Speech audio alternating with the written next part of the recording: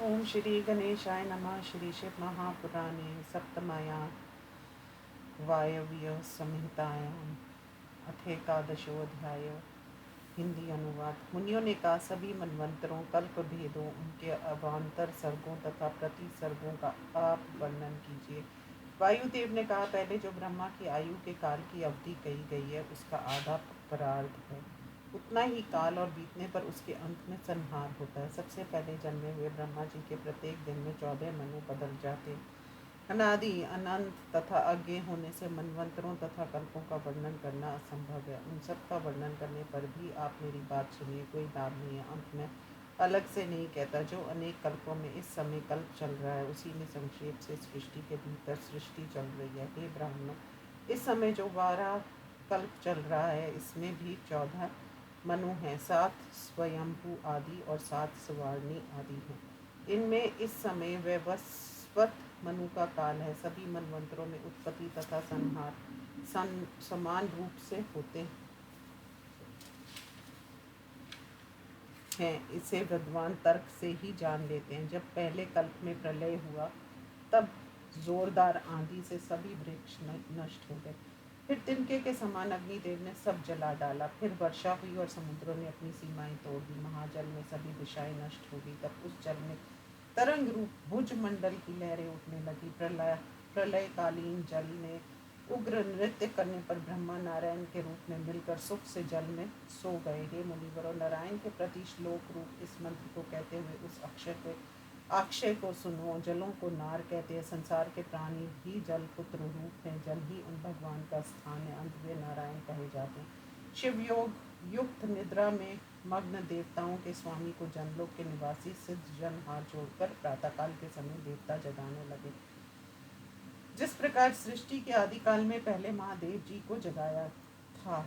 जल के बीच में सोए हुए योग निद्रा में अनसाई हुई आंखों वाले भगवान चारों दिशाओं की ओर देखने लगे। जब उन्होंने अपने सिवाय किसी को नहीं देखा तब वे चकित होकर अत्यंत चिंतित हो गए। वे मनोहर विस्तृत पर्वत, नदी, नगर तथा वनों वाली भूमि कहाँ चली गई, ऐसा सोचते हुए जब ब्रह्मा जी को पृथ्वी का पता नहीं लगा तब उन्होंने अपने पिता त्रिनेत्र शिव जी का स्मरण किया। अत्यंत तेजस्वी देवों के देव शिव जी का स्मरण करने से धर्मी पति ब्रह्मा जी समझ गए कि पृथ्वी जल में डूब गई है। तब भूमि का उद्धार करने की इच्छा से प्रजापति ने जल क्रीड़ा के योग्य दिव्य वाराह रूप का स्मरण किया। महान पर्वत के समान शरीर वाले, मेघ के समान शब्द वाले, काले बादल के समान भयानक गर्जना वाले, गोलाकार अंग, घने कंधे, पुष्ट और ऊंचा कमर का भाग, छोटी गोल जंघाओं का अगला भाग, तेज खुरों वाले, पद्य राग मणि के समान गोल नेत्र, गोल तथा लंबा शरीर, खड़े कान वाले, बड़े हुए शिवास निवास निश्वास से प्रलय कालिक समुद्र को क्षुभित करते हुए बिखरे हुए अयालों से जिसके कंधे तथा कपोल सुंदर लग रहे हैं, मणि जटित आभूषणों तथा महारत्नों से ऐसे विभूषित थे मानो बिजली से शोभित ऊंचा मेघ मंडल हो। इस प्रकार ब्रह्मा जी बड़े वाराह रूप को धारण कर पृथ्वी का उद्धार करने के लिए पाताल में प्रवेश किए। तब वे पर्वत के समान वाराह रूपधारी ब्रह्मा जी अत्यंत शोभित हुए, मानो लिंगाकर कार शिव जी के चरण पाताल हो गए हों। तब वे पृथ्वी धर दांतों के अग्रभाग से जलमग्न पृथ्वी को उठकर रसातल के से ऊपर आई। ये देखकर जन लोक निवासी सिद्ध तथा मुनिजन प्रसन्न हुए और उन पर फूल बरसाने लगे। फूलों से ढका हुआ वारा का शरीर वैसा शोभित हुआ जैसे ऊंचे अंजन पर्वत पर जुगनुओं की वर्षा हुई हो। तब वराह भगवान ने उस पृथ्वी को अपने रूप में लाकर उसे यथास्थान स्थिर किया। पृथ्वी को समान करके उसके ऊपर पर्वतों को स्थिर करके पहले की भांति भू आदि 4 लोकों की स्थापना की। इस प्रकार उन्होंने उस महापृथ्वी को प्रलय काल के महासमुद्र में से निकाल कर और इसके ऊपर स्थापित कर विश्वकर्मा ने फिर चर अचर जगत की रचना की। इस प्रकार श्री शिव महापुराण में सृष्टि आदि वर्णन नामक 11वां अध्याय समाप्त। अथ द्वादशो अध्याय। वायुदेव ने कहा, जब ब्रह्मा जी सृष्टि करने का विचार कर रहे थे तब उन्हें ध्यान करते समय तमोमय मोह की प्राप्ति हुई। उस मोह से मोह, महामोह, अंधता, मिस्न तथा 5वीं विद्या उन महात्मा ब्रह्मा जी को प्राप्त हुई। उस अभिमानी ब्रह्मा के ध्यान करने से ये संसार 5 प्रकार से प्रकट हुआ। वह सब उस प्रकार अंधकार से व्याप्त था जैसे बीज घड़े के भीतर बंद रहता है। वह बाहर भीतर अंधकार के कारण निश्चल था। अंत सृष्टि में पैदा होने वालों की बुद्धि तथा इंद्रियों के मुख ढके हुए थे। इसलिए आरंभ में पर्वतों वृक्षों की उत्पत्ति हुई जो सृष्टि के लिए उपकारक नहीं हुई। तब ब्रह्मा ने दुखी होकर दूसरी सृष्टि की रचना की। तब पशुओं पक्षियों की उत्पत्ति होने लगी। ये पशु आदि भीतर से ज्ञानवान परंतु बाहर से अज्ञानी अंत। इन्होंने भी सत्मार्ग का ग्रहण नहीं किया। इन्हें भी अपने कार्य में सहायक न समझकर ब्रह्मा जी ने दूसरे प्रकार की सृष्टि करने की सोची। तब ऊर्ध्व वर्गामी सत्व गुण के प्रभाव से देवताओं की सृष्टि हुई। वे सुखी तथा प्रेमी थे। वे स्वभाव से ही प्रकाशवान तथा बाहर भीतर ज्ञानी थे। फिर ब्रह्मा द्वारा प्रधान का ध्यान करने से इस संसार की ओर सृष्टि प्रवाह उत्पन्न हुआ। इससे मनुष्यों की उत्पत्ति हुई।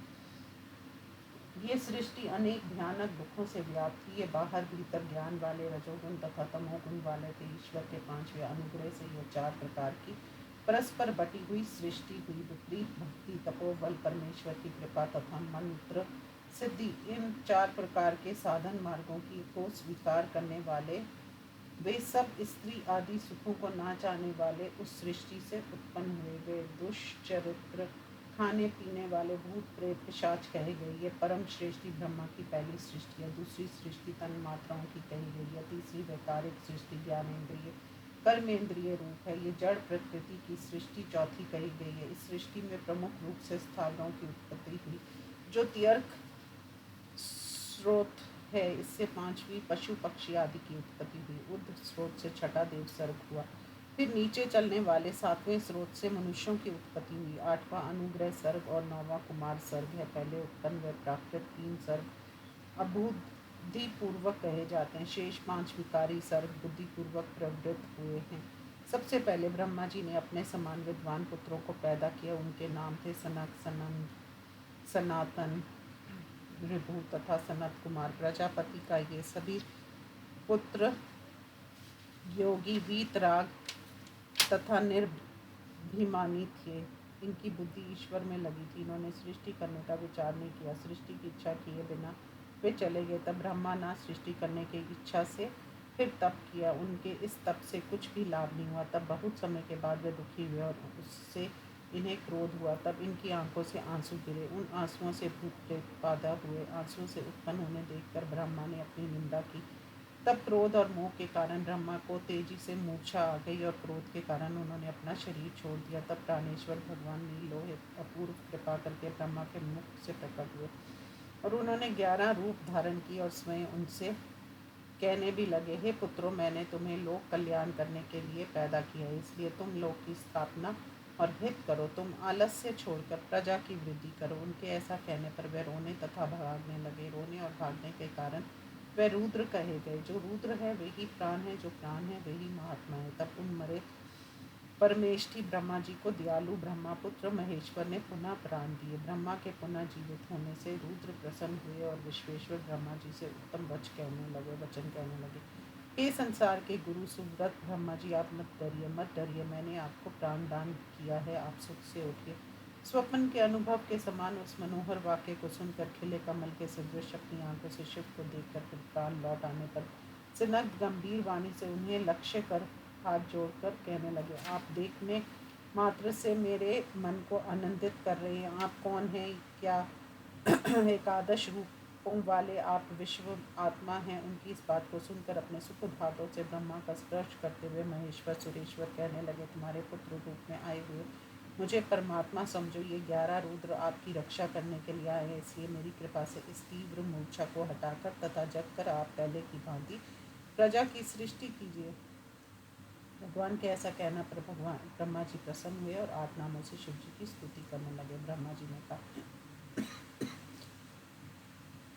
सूर्य के समान अत्यंत तेजस्वी रुद्र, आपको नमस्कार है। भव देव रस रूप, जल रूप, चर श्रुति रूप, सुंदर मुंदी रूप, आपको नमस्कार है। ईश वसु स्पर्शमय पशुपति पावक के समान तेजस्वी भीम आकाश रूप तथा शक्ति मात्र, आपको नमस्कार है। उग्र रूप, रजमान रूप, महादेव सोम अमृत मूर्ति, आपको नमस्कार है। लोक पितामह ब्रह्मा जी इस प्रकार महादेव की स्तुति करके प्रणाम के साथ विश्वेश शिव जी की प्रार्थना करने लगे, हे भगवान, मेरे पुत्र महेश्वर, भूत भविष्य के स्वामी, कामदेव के नाशक, मेरे अंग से सृष्टि करने के लिए आप उत्पन्न हुए हैं। हे प्रभु, इस बहुत बड़े कार्य में लगे हुए मेरी सहायता करके प्रजा की सृष्टि कीजिए। ब्रह्मा द्वारा इस प्रकार प्रार्थना किए जाने पर त्रिपुर मर्दन शिव जी ने उनकी प्रार्थना को स्वीकार कर लिया। तब भगवान ब्रह्मा प्रसन्न होकर उनका सम्मान कर उनकी आज्ञा लेकर वह दूसरी सृष्टि करने लगे। मरीचि, हिंदू, अंगिरा, पुलस्त्य, पुलह, क्रतु, दक्ष, अत्रि, वशिष्ठ इन ऋषियों को मन से पैदा किया। फिर ब्रह्मा जी ने धर्म और संकल्प की रचना की। ब्रह्मा जी के ये 12 आदि पुत्र कहे गए हैं। ये ग्रह मेदी पुराण पुरुष रुद्र के साथ उत्पन्न हुए हैं। दिव्य देवगणों से युक्त उनके 12 वंश हैं। वे प्रजा वाले, क्रिया वाले तथा महर्षियों से सुशोभित हैं। फिर देवता, असुर, पितर, मनुष्य इन चारों को रचने की इच्छा ब्रह्मा जी ने रुद्र के साथ की। सृष्टि करने के लिए मन लगाकर ब्रह्मा जी जुट गए। उन्होंने मुख से देवताओं को और बगल से पितरों को पैदा किया। जंगा से सब असुरों को, लिंग से सभी मनुष्यों को और भूखे राक्षसों को बुद्ध से पैदा किए। ये पुत्र रजत तथा भगवन वाले बलि, निशाचर हुए। सर्प, यक्ष, भूत, गंधर्व सब उन्हीं से हुए। कुछ पक्षी कक्षाओं से, शेष छाती से, मुख से बकरियों और पसियों से सांपों को उत्पन्न किया। पैरों से हाथी, घोड़े, शरभ, 8 पैरों वाला पशु, द्वय, मृग, ऊंट, खच्चर, नीमों, एक प्रकार का बारसिंगा तथा अन्य पशु। रोमों से औषधियाँ, फूल मूल पैदा हुए। गायत्री, ऋग्वेद, त्रिवृत, साम, रथंतर, साम, भेद और अग्निष्टोम यज्ञों को मुख से उत्पन्न किया। यजुर्वेद, त्रिष्टु, छंद, पंचम, शस्तोम, बृहत, साम और उक्त को दाहिनी मुख से पैदा किए। साम, जगती, छंद, सत्र, स्तोम, वैरूप्य और अतिरात्र पश्चिम मुख से प्रकट हुए। 21 पृष्ठच नामक अथर्ववेद, अप्त्योर, याम, क्रतु, यज्ञ, विशेष, अनुष्ठुप, छंद, वैराज, साम उत्तर मुख से पैदा हुए तथा ऊंचे नीचे प्राणी उनके शरीर से प्रकट हुए। यक्ष, पिशाच, गंधर्व, अप्सरा, समूह, नर, किन्नर, राक्षस, पक्षु, पक्षी, मृग, उरग, विनाश रहित जो ये स्थावर जंगम जगत है, उनके कर्म सृष्टि से पहले उत्पन्न हुए। वे बार बार जन्म लेकर उन्हीं कर्मों को प्राप्त होते हैं। हिंसक, अहिंसक, मृदु तथा क्रूर, धर्म, अधर्म, सत्य, झूठ, ये गुण अपने अपने कर्मानुसार प्राणियों को मिलते और वे उन्हीं में प्रसन्न रहते हैं। महाभूतों तथा इंद्रियों के विषय में विविधता तथा मुक्ति, इनमें स्वयं ब्रह्मा जी कर्मानुसार प्राणियों को लगाते हैं। प्रकृति से उत्पन्न प्राणियों के नाम रूप उनके कर्मों के अनुसार ही विधान किया गया। आदि में वेदों के शब्दों से ही ब्रह्मा की उत्पत्ति हुई है। उनके ऋषियों द्वारा कहे हुए नाम तथा उनकी वृत्तियां हुई। ब्रह्मा के ने रात्रि के अंत में उत्पन्न प्राणियों को ये सब दिए। जैसे सृष्टि के बाद ऋतु तथा उसके अनेक प्रकार के लक्षण होते, वैसे ही वे प्रत्येक युग में दिखलाई देते हैं। ये प्रकृति के कारणों से उत्पन्न ब्रह्मा का लोक सर्ग है। महत से लेकर विशेष तक ये प्रकृति का किया कार्य है। सूर्य चंद्र की प्रभा से मिले ये ग्रह नक्षत्र शोभित हैं। नदियाँ, समुद्रों, पर्वतों, नगरों तथा जनपदों से सुशोभित उस ब्रह्मावन में सर्वज्ञ ब्रह्मा विचरण करते हैं। वे अव्यक्त बीज से उत्पन्न ईश्वर की कृपा से स्थित है। बुद्धि रूपी स्कंद तथा महान शाखाओं वाला, इंद्रिय रूपी कोटरों वाला महाभूत तथा विशेष रूपी निर्मल पत्तों वाला, धर्म अधर्म रूप फूलों से युक्त तथा सुख दुख रूपी फलों वाला ये सनातन ब्रह्मा वृक्ष सभी प्राणियों का उपजीवी है। ब्राह्मण कहते हैं स्वर्ग उसका सिर, आकाश नाभि, चंद्र सूर्य उसके नेत्र हैं, दिशाएं कान तथा पृथ्वी चरण है। इस प्रकार वह चिंत्य आत्मा सभी प्राणियों का निर्माता है। उनके मुख से ब्राह्मण, छाती से क्षत्रिय, अणुओं से वैश्य तथा पैरों से शूद्र पैदा हुए। यही चारों वर्ण हैं। इस प्रकार श्री शिव महापुराण में सृष्टि वर्णन नामक 12वां अध्याय समाप्त। ओम नमः